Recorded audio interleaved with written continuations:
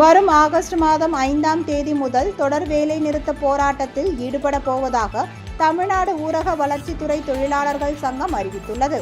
திண்டுக்கல் நத்தம் சாலையில் உள்ள சமுதாய கூடத்தில் தமிழ்நாடு ஊரக வளர்ச்சித்துறை தொழிலாளர்கள் சங்கத்தின் வேலை நிறுத்த போராட்டம் தொடர்பான ஆயத்த கூட்டம் நடைபெற்றது.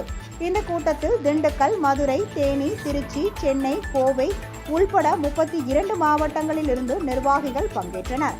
இந்த கூட்டத்தில் கொரோனா ஊக்கத்தொகை, குறைந்தபட்ச கூலி சட்ட ஊதியம், தூய்மை பாரத இயக்க தொழிலாளர்களுக்கு பணி நிரந்தரம், ESI, PF உள்ளிட்ட 9 அம்ச கோரிக்கைகளை அரசு ஏற்று 6 மாதங்கள் கடந்துவிட்ட நிலையில் இதுவரை நிறைவேற்றப்படாததை கண்டித்து வரும் ஆகஸ்ட் மாதம் 5ஆம் தேதி முதல் துப்புரவு பணியாளர்கள், மேல்நிலை தொட்டு இயங்குபவர்கள், சுகாதார ஊக்குநர்கள், தூய்மை காவலர்கள், பள்ளி தூய்மை பணியாளர்கள், தூய்மை பாரத இயக்க வட்டார மாவட்ட ஒருங்கிணைப்பாளர்கள், கணினி ஆபரேட்டர்கள் என 1,40,000 பேர் பணிகளை புறக்கணித்து காலவரையற்ற வேலைநிறுத்த போராட்டத்தை மேற்கொள்வது என முடிவு செய்யப்பட்டது.